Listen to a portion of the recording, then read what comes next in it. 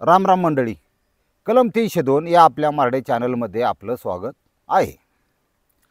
ज्यांची बाबा आता वर्ष 2 वर्षात लग्न होणार आहेत, ज्यांची लग्न ऑलरेडी झाल्यात, त्यांच्यासाठी विशेष महत्त्वाची सूचना आणि ह्या स्टोरीतून तुम्ही बोध घ्या.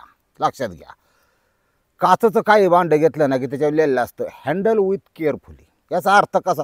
काळजीपूर्वक हाताळा. सेम तशी पद्धत आपल्या बायकोच्या बाबतीत करा. ही वस्तू काळजीपूर्वक हाताळा, नाही तर वस्तू आपलं घर सोडून दुसरीकडे जाती, हे लक्षात ठेवा. उत्तर प्रदेश इटावा आणि त्या ठिकाणचा अविनाश हा नवरदेव म्हणजे पती मानायचं. याची पत्नी आहे प्रियंका. प्रियंकाचं वैशिष्ट्य तुम्हाला सांगतो. जे कलर आहेत बा, सावळी, गोरी, निमगोरी, पांढरी गोरी, पिवळी गोरी, ह्याच्या जो टॉपचा आणि 1 नंबरचा सौंदर्यवान कलर समजला जातो त्याला म्हणतात पिवळी गोरी. हां, त्याला पर्सेंटेज 90% पुढं. मग हा कलर झाला, पण त्या कलरनंतर त्यांचा बांधा कसा आहे, त्यांची हाईट किती आहे, त्यांचे डोळे हे सौंदर्यवान डोळे हे हरणीसारखे अशा त्या क्वालिटीचे असतात. लक्षात घ्या. निस्तेज नसावात, सतेज असावात. कांती ही तेज असं, म्हणजे तुम्हाला मी काय सांगतोय, एक रूपवान आणि सौंदर्यवान स्त्रीची लक्षणं तुम्हाला सांगतोय. नाक हे चाफेकळीसारखं सरळ दांडा, सरळ टोकदार असावं, हे सगळ्यात महत्त्वाचं. भाल प्रदेश म्हणजे ज्याला कपाळ म्हणतात, ते कपाळ विस्तीर्ण स्वरूपात असावं. त्याच प्रकारे तशा प्रकारे थोडीशी झुकलेली अशी मुलगी ही प्रियंका. आणि म्हणून ह्या प्रियंकाचा मी थंबनेलला फोटो टाकला. प्युअर पिवळी गोरी अशी बायको मिळायला असं एक इस्टेटच, एक प्रॉपर्टीची नशीब लागतं. त्या नवऱ्याला अविनाशला अशा प्रकारची ती प्रियंका भेटली. धन्य झाला, त्याचं संपूर्ण शरीर धन्य झालं, सगळं झालं. पण त्याच्या पाठीमागं ती हँडल विथ केअरफुली त्याला जमलं नाही. त्याच्यामुळं सगळा गोठाळा झाला. पुढं बघू काय होते.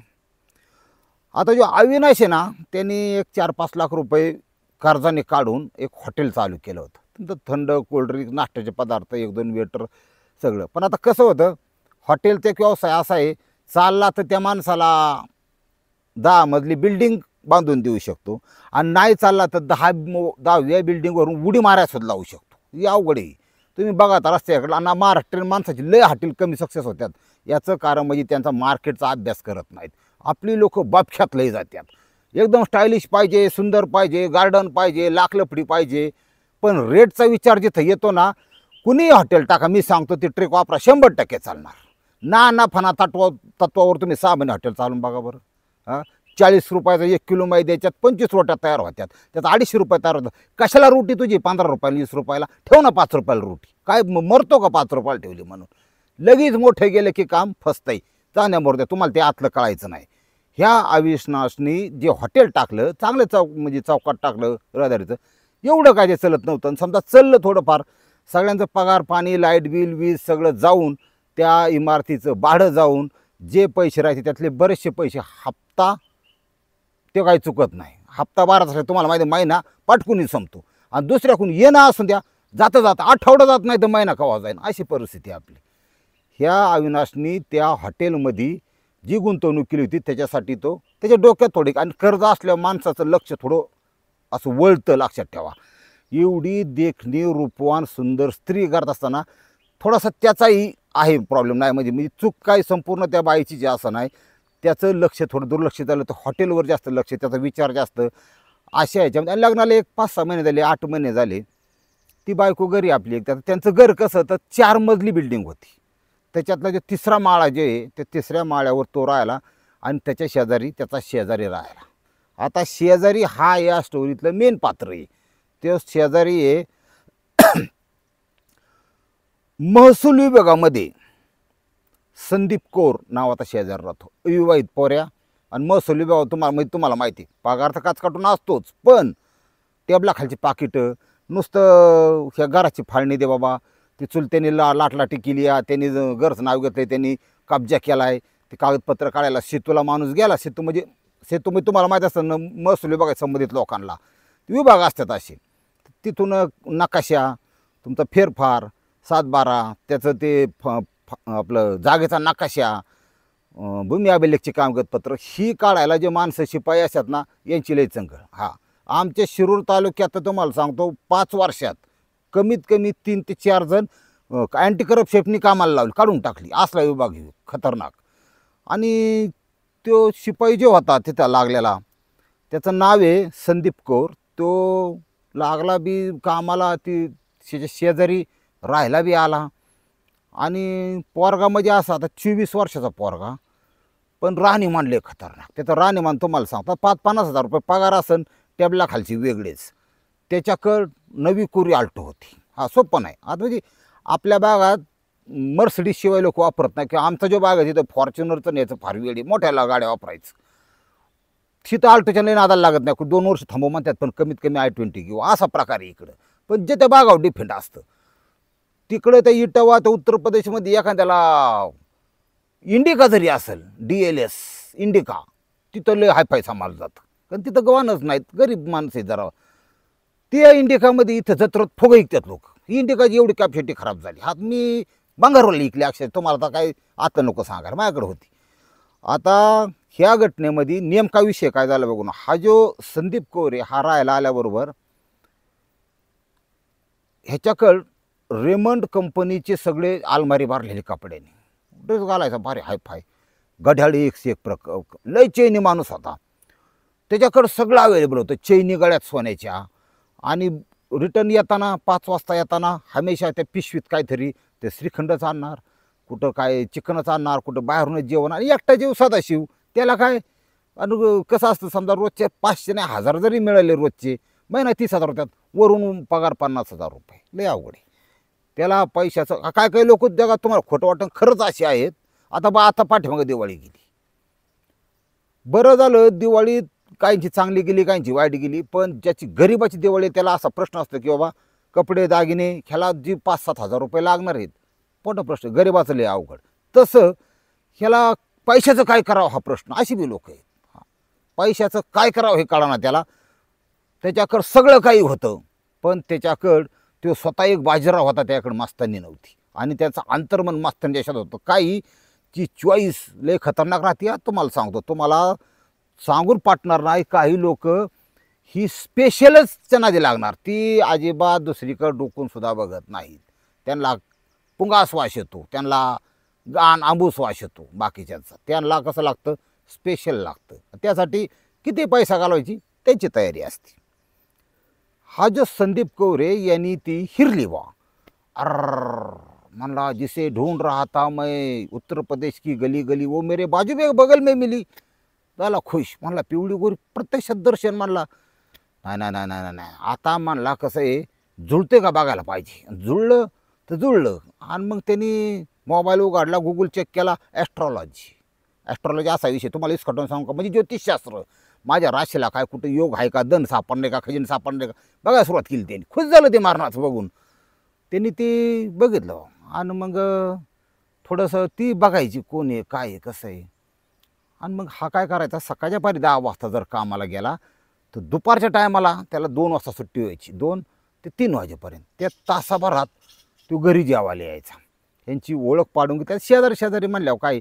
आणि शेजाऱ्याचं कसं असतं तुम्हाला सांगतो, काही नसलं तरी बा काड्यासपिटी तरी कावा तरी लागन, काहीतरी एखादं लागणच. किंवा तेल संपले, तेलासाठी इतक्याला कुठं जावा, मग द्यावा थोडं तेल, आणल्यानंतर परत देतं. चालू शेजार धर्म आहे, द्यावं लागतं. पण फक्त सामान, नको ती वस्तू शेजाऱ्याला घेण्या देण्याच्या भानगडीत पडू नका, त्याच्यात क्राईम लपलेला असतो. ह्या घटनेमध्ये ते अविनाश बेचाराव सकाळ पाठपासून ते बटाटे उकडा टाका लागायची. ते बटाटे तिकडं उकडाय गेल्या की याची भाजी इकडं मोकळीच. बाईला पोरसॉर लेकरू जवळ असावं, नाही तर त्या बाईला घरातली वयोवृद्ध माणूस असन, आई असन, वडील असन, यांच्या देखरेखीखाली असं बऱ्याच स्त्रिया नटणाऱ्या. पण ती जर अशी मोकळी असली ना, तिच्या पतंगाचा दोर कव्हा कापला जाईन. आणि ती गुतत अशी इटुळं घेत वरच्या वर दुसऱ्या कुठं आकडा टाकेन आणि गुतन ते दोर सांगता येत नाही. त्याच्यामुळं सावध राहा, सुरक्षित राहा. ह्या घटनेमध्ये ह्या प्रियंकाने यांची नजर झाल्यावर तो म्हणला या कॉफी घ्यायला, काही शेजार धर्म तुम्ही बोला ना सुद्धा. याने हो आता ही किड्याव ना, ह्यो जो संदीप कौर याला गरज जास्त. पिवळी गोरी देखणी बाई चहा प्यायला म्हणल्यावर ती काही लगेच त्याच्या मागं दगाडी घेऊन पाळणार नाही.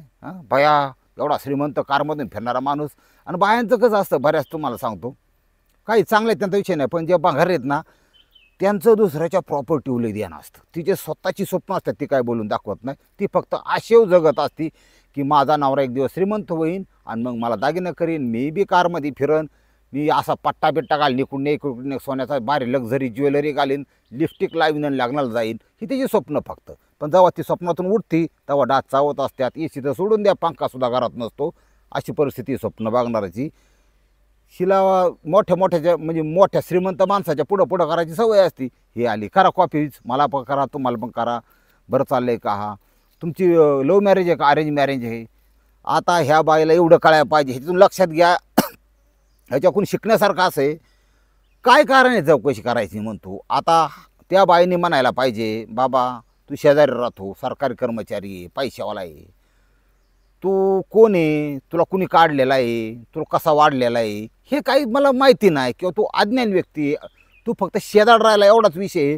तुला माझा सातबारा काढून करायचं आहे काय, तू महसूलचा जरी असला तरी कायला विचारतो. नको त्या जागा बिगर चुंबडीचं डोकं तू काही देऊ नको, असं त्या बाईने म्हणायला पाहिजे. ती त्याला म्हणायचं चांगली बाई. पण ही म्हणली, हिने केली सांगायला सुरुवात. बघा ना हो, मला तर तसं फार लवकर झालं लग्न माझं, आता मला अजून शिकायची इच्छा होती. मला शिक्षण म्हणले 12वी झालेलं आहे माझं, मला LLB व्हायचं होतं. म्हणलं आमचा वशिला, आमच्या बापाचा दांडका, आमच्या बापाला राजकारणाचा लय नाद, महसूलमध्ये लागला ना आपला नंबर, पुरे 5 दिले PT, हां ओके 5, 1 लाखाला 1 PT 5 पेट्या दिले, ओके, ती चलतं आतल्यानं, तुम्हाला कळायचं नाही त्यातलं. ही खुश झाली. म्हणलं आता काय नाही, आयुष्यभर आयुष करायची, फक्त तुमच्या एवढी देखणी जरी नसेल तर तुमच्यासारखी असले तरी चालले, एखादी मुलगी तुम्हाला बहीण आहे का हो, काय तुमचं सौंदर्य आहे म्हणला, अप्रतिम. बया ही इतकं सांगितल्यानंतर कॉफीत साखर टाकायची सारली अक्षरशः. अवघड आहे ही, ज्या जगातच अवघड आहे तुम्हाला सांगतो. ती म्हणली का बाया खरं का काय, नाही मी तशी नटते बरं का, मी तसं आवडते, तू इन्स्टाला नाही का तुम्ही, असं नको ना, आमच्या घरचे आवडत नाही, असं मला फार आवडतं, कशाला इन्स्टाला बाई ती हाय, ह्यांनीच नको डोकं केलं आहे. आता अवघड आहे, काय इन्स्टाच्या नादात, फोटो काढण्याच्या नादात काय दरीत पडल्या, लय अवघड आहे. इन्स्टाला यूज नको तू, काय करू. त्या प्रियंकानी त्याचं तो रेमंडचा कपडे, त्याचे जे शूज, त्याची घड्याळं, त्याची अलमारी, त्याचं कॉस्मेटिक्स आणि त्याच्या सोन्याच्या चेन, हे बघून बाई पुरती फाकाळली. बाईच्या डोक्यावरचा पत्रा अख्खा उडाला. आणि ज्या वेळेस तुम्हाला एक आतली गोष्ट सांगतो, वाघ किंवा बिबट्या त्याला जे सावज दिसतं बघा, हे नेचर आहे. ह्या नेचरपासून आपण बी प्राणीचे, हे लय हुशार दिलं म्हणून आपण समजायचं कारण नाही. एकाची ताकद नाही 100 वर्ष जगायची. आपण फक्त हायतं वर टनाटना उड्या मारणार, तोंड असून जाणार. आपण प्राणीचे, ह्याच्यात काही बदल नाही. एखाद्या वाघ ज्यावेळी सावज झेरतो ना, नेचर बघा कसं आहे, तो डायरेक्ट पळत जाऊन धरत नाही. त्या बापाची पेन नाही लगेच ती सापडायला, ती पळत असतं हरीण. तो काय करतो, अतिशय स्वतःला खाली लपवतो, बसवतो आणि रांगत जवळ जाण्यापर्यंत तो काय करत असतो, ही निसर्ग आहे. तो त्याच्यातलं अंतर दोन्हीतलं सावज आणि त्यामधलं कमी करायचा प्रयत्न असतो. आणि सेम सिस्टीम एक वासनांत, एक कामाने बरबटलेला काम, म्हणजे ते ठोकाठोकीचं काम, तसा माणूस हा त्या स्त्रीचं मिळवण्यासाठी, तिचा स्त्री देह मिळवण्यासाठी जवळ येतो. आणि त्यातला एक महत्त्वाचा म्हणजे पार्ट आहे स्तुती. तिथून गेला ना, आणि काय असं म्हणजे म्हणतात बरं का, मी नाही म्हणत, लय सुंदर स्त्रीचं वरचे डोक्याचे बरेचसे कप्पे रिकामे असतात. तुम्हाला खरं सांगतो, लय अवघड आहे. आमच्या एका जोडीदाराची बायको लय सुंदर आहे, त्यांनी कारबीर घेतली, पोरगे, तिचा इतका अति लाड आहे. ती पाठीमागच्या सीटवर बसलेली, मी पुढे ते पलीकडे सीटवर बसलेलो, मित्र गाडी चालवतोय. ती पोरगी रडायला लागली, बारकी मारणाची. तर ती पोरगी मध्ये बसली होती, रडायला लागली. तर ती पोरगीचं असं सवय होती, डोक्याला असं केलं ना, तर मालिश केल्यासारखं, की पोरगी रडाई थांबायची. आता मी या दोघांचा संसार बघतोय, कसं काय चाललाय बा. तो नवरा काय म्हणी तिचा, तू त्या पोरीचं डोकं खाजव, मग ती रडायची राहीन, माझ्या डोक्याला ताण करू नको, मी गाडी चालवतोय. ही गाडी चालवतोय आपलं. ती बायको डोक्यावर बसून ठेवली, ती म्हणते मी डोकं खाजवणार नाही, तुम्ही काम करा, तुम्ही एका हाताने गाडी चालवा आणि दुसऱ्या हाताने डोकं खाजवा.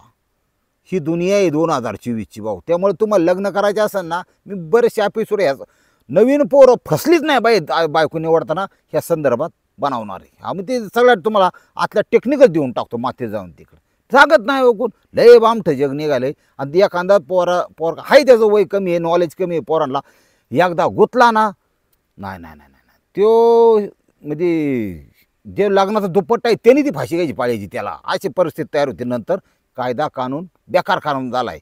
ह्या घटनेवर आपण परत येऊ. आता वाघ जसा सावज ही करतो तसं हा जो संदीप कोरे ना ह्यांनी अशी सिस्टीम राबवली. तुम्ही पनीर मसाला करतो का म्हणले, मी तर फार हुशार आहे स्वयंपाकाला. बाई ती प्रियंका हुशारच होती. हा म्हणला मी दुपारचा जेवायला जाईन, तुमचा नवरा काय दिवसभर घरी येत नाही हॉटेलमधून, तुम्ही दुपारची भाजी मस्त बनवून ठेवा, माझ्या इथं या. घराच्या चावी आहेत तिच्याकडं, फक्त लॉकरमध्ये चेनी ठेवल्या. पिवळी गोरी असली तरी पार कोण डोंगाचं फेडून देत नाही, देण्यात ठेवा. हा, कारण सोनं 5-6 लाखाचं येते. बाई खतरनाक कार्यक्रम करून टाकीत. त्यांनी त्या संदीप कौरनी दुपारचा जेवायला यायचा, तिने जेवण करून ठेवायचं. नवरा बायकोसारखा तो तिला गाज बारवायचा, ती तिला गाज बारवायचा. अशा प्रकारे ते जवळ आले. अशा प्रकारे त्यांचा अनैतिक संबंध चालू झाला. पिवळी गोरीचा उपभोग कसा घ्यायचा त्याला चांगलं कळत होतं. तिला सुद्धा परपुरुष होता, पण स्वतःचा नवरा जिवंत असताना स्वतःचा हे करताना बाई त्याच्या श्रीमंती बाळली किंवा काय फाकाट्यात बाया अशाच बऱ्याचशा फाकाट्यात. म्हणजे पुढं काय होईल याची त्यांना अजिबात हे हाय. हे फक्त दिसतंय ना, ही दिसायला आहे. ही टी व्हीचं कसं आहे, मोबाईलचं जग कसं आहे. नाव घेतलं की जगातला 1 नंबरचा माणूस हजर आहे ना तिथं. कुणी असून द्या, सौंदर्यवान असून द्या, उद्योगपती असून द्या, नाव घेतलं की हजर. अर्थात काय काय म्हणजे नाव न घेणारे चेहरेसुद्धा येतात कधी कधी, ते ॲडमध्ये येतात. पण सगळं आहे मोबाईलात. तसं हे जग दिसायला आहे, हे असायला नाही. एवढं त्या बाईला कळायला पाहिजे होतं. आपलं घर, आपला प्रपंच, नवरा हे सगळं सोडून ते बाई त्या माणसाच्या शेजाऱ्याच्या नादी लागली, त्या पैशाच्या नादी लागली. त्याचा परिणाम इतका भयानक झाला की ह्यांचे जे संबंध ते महिना, 1.5 महिना, 2 महिन्यापर्यंत चालू झाले. 2 महिन्यानंतर तारीख उजाडली 3 नोव्हेंबर 2024. म्हणजे साधारण म्हणतो महिना होईन आता उद्या. 3 नोव्हेंबरला घडलेली घटना आहे. त्या 3 नोव्हेंबरच्या दिवशी तिथं ते वागणं, बोलणं, कॉस्मेटिक्स वगैरे, ते मलम लावणं, अमकं लावणं, ह्याला थोडा डाऊट आला. मला काहीतरी होतं आहे बाबा, आता काहीतरी चुकतं आहे बरं का. बायकोबद्दल डाऊट आला आणि म्हणलं आता कार्यक्रम बघायचा नेमका काय. हे थोडं जागायला लागलं, थोडं झोपड्यात नाटक करायला लागलं. आणि घटना घडली 3 नोव्हेंबर 2024. या दिवशी रात्री 1:28 31चा टायमिंग, 1:15च्या आसपास बाई उठली. आणि हळूच बाम ठेवानी शेजाऱ्याच तिथे गेली. शेजाऱ्या तिथे गेल्यानंतर ती गेली की 5 मिनटं यायना स्वतःचं जे बाथरूम होतं, आंघोळीचं ते हे होतं, त्याचा दरवाजा उघडल्याचा आवाज नाही. हे बी हळूच उठला आणि नुसता कानोसा घेतला अंधारात, काय चालला विषय. त्याने तिकडं दरवाजा उघडला की आत गेला. यांनी टाईम बघितला 1:30. बरं, 1:15च्या आसपास बाई तिथून गामागुम होऊन बाहेर आली. आता याला माहिती आहे तिथं ती काय त्याला रातचं काय डोकं दाबून द्यायला नव्हती. ही मारणाची दाब फटाकी तर नांगापोंगा कार्यक्रम करून तुप्त होऊन बाहेर निघाली शेजाऱ्याच्या सरकारी माणसाच्या घरातून. आला की ह्यो परत आपला घरात बसला उठून. तिथंच आली, झोपली, चपापली जरा गप. 1 नाही 2 बामठ्यातल्या अवघडी. म्हणला कुठे गेली होती. ती म्हणली बाथरूमला गेले होते. बरं, तुला मी मागलदी एकदा सांगितलं होतं की ह्या माणसाचा संबंध नको, ह्या माणसाचा बद्दल तू लांब राहा. तू ऐकलं का? नाही ऐकलं. हे आता टेम्परेचर काटा 100. ठराविक पुरुषाच्या मनामध्ये इतका राग असतो, ते पण ह्याचं असतं, तुम्हाला हार्मोन्सच असतात ते शरीरात. तो रागाची पातळी, क्रोध जर वाढला तर त्याच्या हृदयाचं स्पीड वाढतं, त्याला घाम येतो, त्याचा चेहरा लाल बंद होतो. तो कशामुळे होतं? ब्लड प्रेशर, BP वाढल्यामुळं ब्लड प्रेशर वाढतं, फ्लो वाढतो सगळा.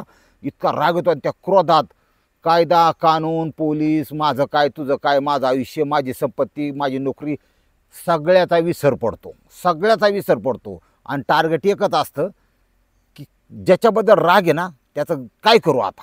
लय भयानक प्रकार. अशा प्रकारे तुला किती वेळा सांगितलं, तू काय करायला गेली ती. मी इथं असताना माझ्यासमोर मेलेवणी पडती आणि तिथं लय आचक्यान उचक्यान देते ना, आणून चाललंय तुझं आवाज काढू. ते तर टार्गेट असलं. हल्लं त्यांनी त्या रागाच्या तड्या घातला. बाईकडे काही बोलायला काही जागाच नव्हती. महाराज रेड्यान पकडलं होतं. तिचं जी त्या पिवळी गोरीचं जी नरडं धरलं. आता तिथं पिवळी गोरी नाही, काळी गोरी नाही, काय नाही. राग रागले वाईट. काचकाटून आवळल्याबरोबर हातपाय खुडू ती खुडूकच झालं बाबा. आई संपला विषय त्या प्रियांकाचा. गेली का नाही बिनबोभाट बाई, असा विषय. बिनबोभाट गेली. बरं ती जाऊन द्या.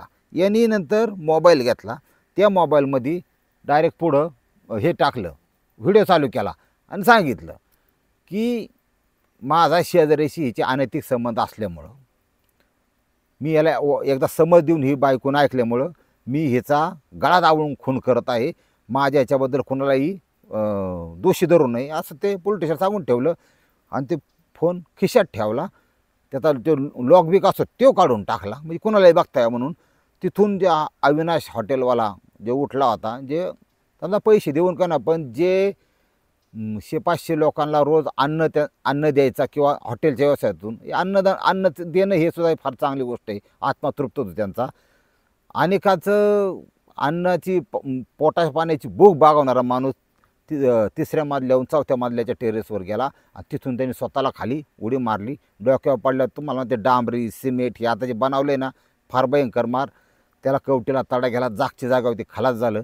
दुसऱ्या दिवशी पोलिसांनी ती बाई आत मेलेली, हा मेलेला, सगळा बोभाटा झाला. पोलिसांनी सगळं पाहिलं आणि रितसर इथं कायदा असा आहे की ती व्हिडिओ क्लिप सापडली, कोणाला दोषी धरू नये, अमकं तमकं, कुणीही दोषी नाही झालं.